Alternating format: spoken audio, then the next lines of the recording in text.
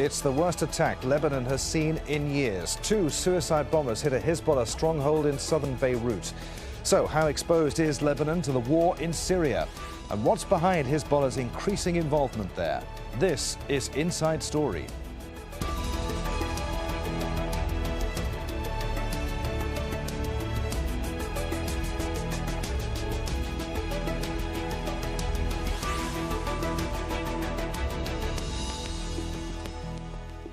Hello, welcome to the programme. In Doha, I'm Adrian Finnegan. Now, it's described as a stronghold of the Lebanese Shia armed group Hezbollah, but the busy Burj al-Barajna neighbourhood of Beirut is also home to others with no particular loyalty to Hezbollah, as well as Syrian and Palestinian families.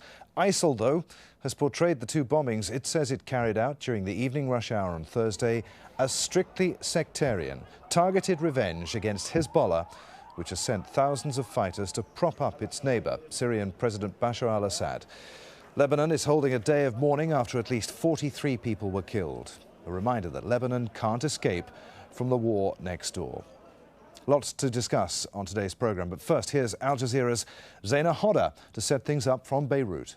Officials from across Lebanon's political divide condemned the attack. There was a rare show of unity. Even opponents of the Lebanese armed group Hezbollah condemned the attack, saying it was unjustifiable, it's a crime. But all this talk about national unity, even the Prime Minister saying that we need to set aside our differences because this is aimed at causing divisions in the country. But there is little national unity here. We know that Lebanon is politically divided over the conflict in neighboring Syria. There are groups who support the Syrian opposition. There are groups that support the Syrian President Bashar al-Assad, and this has caused a lot of tensions. And it's not just a political divide, but a sectarian divide. Now, I can tell you what people here are saying. There's a lot of anger, there's a lot of defiance, but at the same time, there is fear that there's going to be another round, another cycle of violence, because in 2013 and 14, there was a campaign of attacks in Beirut's southern suburbs.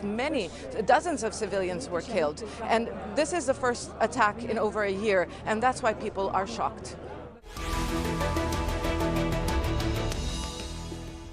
All right, so let's bring in our guests for today's Inside Story. From Beirut, we're joined by Elias Farhat, strategic researcher and retired Lebanese general. From London, Olivia Gita, managing director of geopolitical risk and security consultancy firm Global Strat. And also from Beirut, we're joined by Bassam El Sheikh, journalist for the Al Hayat newspaper. Welcome to all of you. Olivia, let's start with you. What are we to make in particular of the timing of this attack? ISIL has been threatening reprisals against Hezbollah for some time now, hasn't it?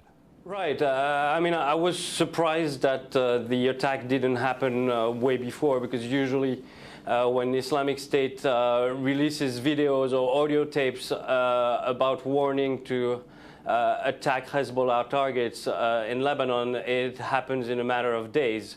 So a couple of things that we can think of is that probably Islamc State, being a dual classical army and terrorist group, would want to steer chaos in neighboring Lebanon when it comes to what's happening with the Russian airstrikes that are seemingly helping a little bit the Assad regime getting a better handle on the Islamc State. So that could be one way to create a new front, and terrorist groups are very good at this when they have the wherewithal of doing it. And what are we to make of the fact that ISIL, if it turns out to have been ISIL, they've claimed responsibility, but they were able to mount such an atrocity in Hezbollah's heartland? Look, I mean, Hezbollah has not been invincible for the past 2 years. We remember that another terror group, Abdullah al-Azam Brigade, were able to target Hezbollah in the past 2 years. What is, as I think, is important for you viewers to remember is that Islamc State had the wherewithal of doing it because, unfortunately, as you can see it, for an organization to bring in 3 people from Syria, which was the case most probably yesterday, to just walk in an area and blow themselves up is not that difficult in a way when it comes to modus operandi. And I'm suspecting that, unfortunately, this could be just the beginning of a much larger campaign from Islamic State to target Hezbollah inside Lebanon. Elias Farhad, do you agree with that, that this perhaps is just the beginning of a much bigger campaign against Hezbollah? It's not the beginning, actually. It is part of this. We are in the course of the fight between the terrorist groups, the Al-Qaeda-affiliated groups and ISIL groups in Lebanon. So far, before this blast, ISIL committed 2 blasts in the southern suburb of Beirut, and Qaeda-affiliated group committed 10 in the last years. So we are in the middle of this war between Hezbollah and Al-Qaeda affiliated group and ISIL from the other side. It is a war, and now Hezbollah is taking part in the fight in Syria, northern Syria, definitely with the Syrian forces against ISIL in the Quiris airport, and they attacked the positions of ISIS over there, and now they are attacking the Qaeda-affiliated groups in southern Aleppo.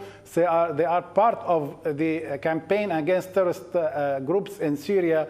So it is logical that the terrorist groups will revenge in Lebanon, as they revenged in Sharm el-Sheikh by blowing up an aeroplane, a Russian airplane. Well, we don't know that for certain yet. That's the main suspicion about that plane. But to what extent has Hezbollah stretched itself too far, do you think, in that it has so many people fighting on the ground in Syria and is engaged with these other organizations that you were talking about? There's no one effectively left to protect its power base in Lebanon.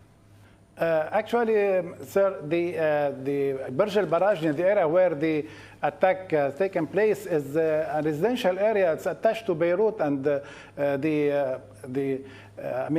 security of this area is for the Lebanese government and Lebanese army and security forces. It's not only for Hezbollah, and Hezbollah stretched up to Syria because he now wages a preventive war against ISIS and Al-Qaeda groups, because had Hezbollah did not wage this war, ISIS or Al-Qaeda could have entered the plain of Akkar and plain of Bekaa in northern and eastern Lebanon, the same way that they entered Nineveh and Anbar in Iraq. These groups are not an opposition groups that have their agenda to the Syrian government or the Syrian reforms. They are terrorist groups that they have a regional and international agenda, not only in Lebanon. Lebanon is an arena, Syria is an arena, Egypt is an arena, Iraq is an arena. There is no, no national interests, no national demands for these groups, but only to be terrorists through all over the region. So what is Hezbollah doing to prevent blowback at home? I don't think that there will be a blowback back at home, because there is a Lebanese accord about Hezbollah, and Hezbollah is a part of the political process in Lebanon. It's part of the parliament, of the unions, of the mayors, and it's a part of the political life and the fabrics of Lebanon, and they have relations with all the political parties. Sometimes it will be tensive and sometimes it will ease. So this is the business of all the Lebanese factions, not only Hezbollah itself. Let's bring in Bassam El-Sheikh, journalist for Al Hayat. Bassam, is Lebanon now inexorably being drawn into the conflict in Syria? Is it now part of the battleground in the proxy war that is playing out in Iraq and Syria? This is not new. Attacks. First of all, Lebanon has always been a part of the war in Syria ever since the revolution started in 2011. Hezbollah is part of this war. They didn't deny it. They were clear about it. And the southern suburb of Beirut has witnessed many attacks before. So this attack does not come out of nowhere. We remember in 2013 up to June 2014, there were many attacks to the stronghold of Hezbollah. So basically now the fear is that this is a new wave of attacks against this region. It is just a continuity of what was previously proxy war. Yes, that's for sure. Bassam, people of all political stripes and religious persuasions have condemned this attack. Will it draw the people of Lebanon, the people of the capital Beirut, together? Is there a danger that this could trigger further sectarian violence in the country? Actually, this was like a shock, we have to say.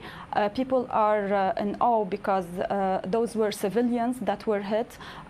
It was not any sort of political assassination towards any leader of Hezbollah. So basically, ordinary people, civilians, were killed for nothing but living in a stronghold of Hezbollah. So yes, politicians and Lebanese people are now in solidarity, and this is a short time of unity. The question will remain how long this unity will continue, especially that there is a political deadlock in the country that has been going on for more than 1 year. There is no president. All the institutions are blocked. So we will have to wait and see what will come next to this moment, short moment of solidarity. All right, well, let's put that. I'll come back to Olivier in just a moment. But first, Elias, how long do you think that unity that Bassam was just talking about will last? Yes, this attack reinforces the unity in Lebanon because so far Lebanon is divided to March 14 and March 8. Now March 14 does not adopt ISIS, neither adopt the Al-Qaeda affiliated groups. They are not their proxy. There is no proxy war because the March 14, from all its constituencies, they do not agree that they support ISIS or support Al-Qaeda. This is not true. They are combined with Hezbollah and with the other parties of March 8 in order to find a settlement for the current crisis, which has nothing to do with the agenda of ISIS or Al-Qaeda affiliated groups. The current domestic political crisis in Lebanon is between the Lebanese factions, and maybe there is an effect from the regional powers and international powers, but never ISIS or Al-Qaeda are part in this domestic troubles because all the Lebanese factions deny and denounce this kind of terrorism. Olivier, what do you make of that? Does Lebanon's broken, polarized political system, the deep political divisions that exist within Lebanese society, does all of that add to the danger of the country being sucked further into Syria's war? I mean, if Syria and Iraq is where this war began, is Lebanon where it's going to play out next? Look, a couple of things to get to your question. The first one is I agree with the other guest that this attack will not push more sectarian violence because of two things. First, the Islamic State is viewed as an enemy from all the factions, but at the same time also it was an external attack and not from, I would say, a Lebanese classical Salafi group that attacked Hezbollah. So that's one thing to remember. So that's a positive. The second one that we haven't talked about and that I think is really relevant for the future of the country is the sheer numbers of Syrian refugees. Over 1 million, about 25% of the population in Lebanon. And I've seen from some reports and some sources that the narrative of the Islamic State when it comes to defeating Assad is getting ground and getting people to listen to him, even if they are against targeting people in Lebanon. And that's something that you should keep in your head, is that I'm concerned that there might be some elements within the refugee camps now in Lebanon that could be in the next weeks or months possible suicide bombers on the behalf of the Islamic State, because they view Hezbollah as the main ally of Assad and the main reason why the civil war is still going on. All right, well, let's put that to Bissad. What do you make of what you heard there? The fact that the very idea that the sheer number of refugees that are now in Lebanon, putting such a strain on society there, among them could be sleeper cells that could be prepared to enact more violence like the sort we saw on Thursday in Beirut, more atrocities like that? Of course, when we talk about proxy war, it doesn't mean in conventional ways. It means like a series of attacks like the ones that we have witnessed last year and yesterday. Definitely Palestinian camps, refugee camps, as well as poor areas in the north and in Tripoli, as well as in the Bekaa, could be, and we can't say they definitely are, but they could be a breeding soil for suicide bombers. So basically, this is a very high possibility, especially that Hezbollah has been fighting in Syria and taking more ground there. So the revenge is here in Lebanon whenever there is a possibility to do so, because as we know, the southern suburb is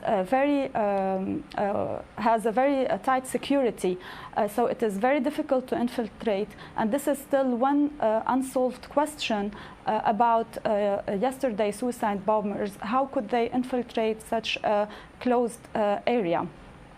Okay, well, Hezbollah's support for the Syrian army has raised tensions along the Lebanese-Syrian border. Hezbollah, ISIL and al-Nusra Front have been engaged in battles across the Bekaa Valley.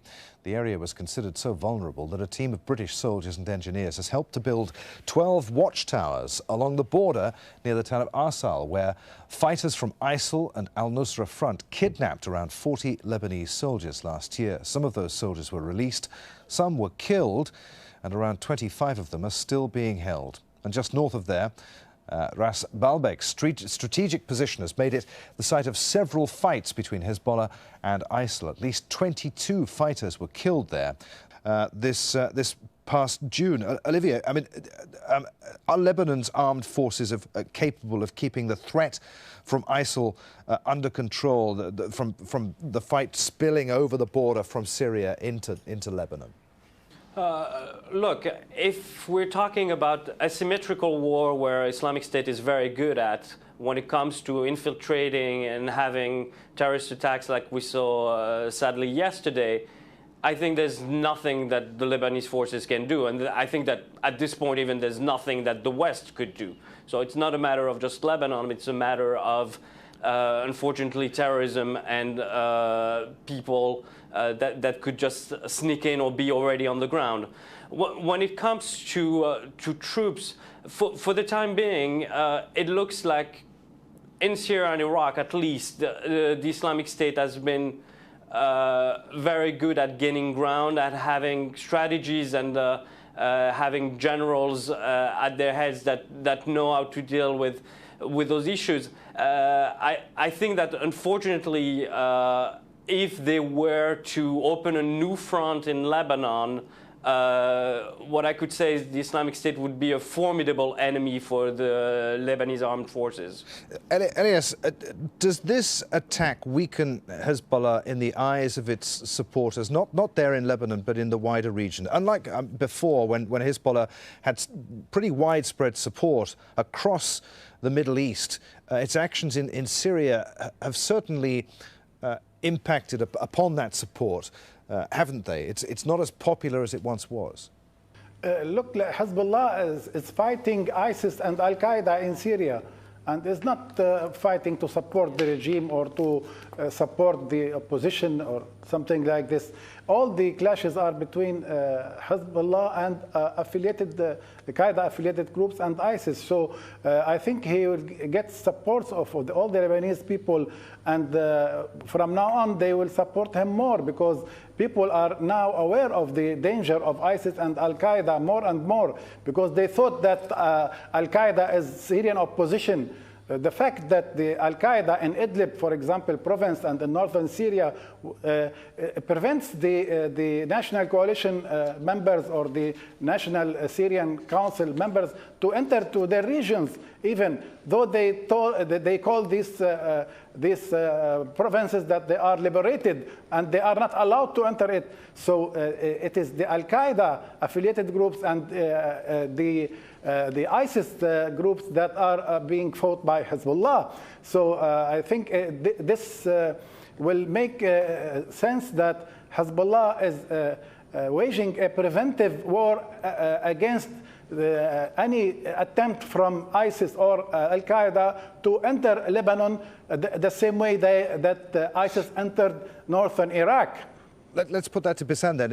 I mean, is that what people are thinking there in Beirut? Does Hezbollah enjoy widespread support across Lebanese society? Well, Hezbollah had very wide support not only in Lebanon but also in the Arab world, especially up to 2006 when it waged a war or an opposition, a resistance against Israel.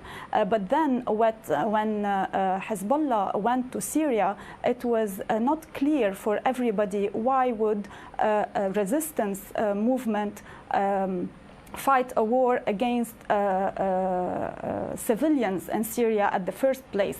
They first said that they were going to Syria to protect Shiite shrines. So that was way before there was ISIS or any fundamentalist or terrorist groups on the ground in Syria. It was just civilians going down to the streets asking for a regime change, which is their right, I assume. So basically, when Hezbollah went all the way to Syria, to Qusayr, to Zabadani, it was way before all these groups mushroomed in Syria. And if we are to believe that Hezbollah is really fighting against these groups, they might as well go up all the way up to Raqqa instead of staying in Damascus, protecting the ground there, and in many regions where they are not engaged in real fightings. Okay, so based on what you've just said, what do you think at the moment about Lebanese opinion in general? Well, at this specific moment, Lebanese opinion is backing the victims, of course. They are backing other Lebanese who are civilians who were attacked yesterday going to the bakery or to the grocery shop or to the mosque. And this has nothing to do in the Lebanese position towards those victims with the political position towards Hezbollah. So this difference should be made and clear, I think. And finally, Olivia, just very brief, we've got about 30 seconds here. I just want to get your final thoughts on what you've heard there from both Bassam and Elias. Look, a couple of things. I agree with Bassam that Hezbollah will face a backlash in the next few months regarding its position vis-à-vis Syria, because they entered to protect their main supporter, Bashar al-Assad, in 2011, and a lot of Hezbollah fighters have died there on behalf of Assad. So it's not just fighting Islamic State.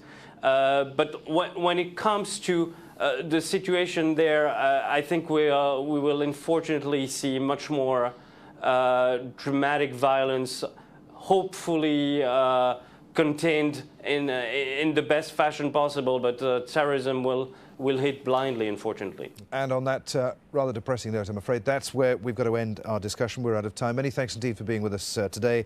Elias Farhat in Beirut, Olivia Gita in London, and Bisan El Sheikh in Beirut. And thank you for watching. As always, you can leave your comments on our discussion today on the programme page of our website, aljazeera.com. And you can post your views at facebook.com/AJ Inside Story, or you can tweet us at AJ Inside Story. We'd love to hear from you. Thanks for watching from me, Adrian Finnegan, and all the team here in Doha. We'll see you again. Bye for now.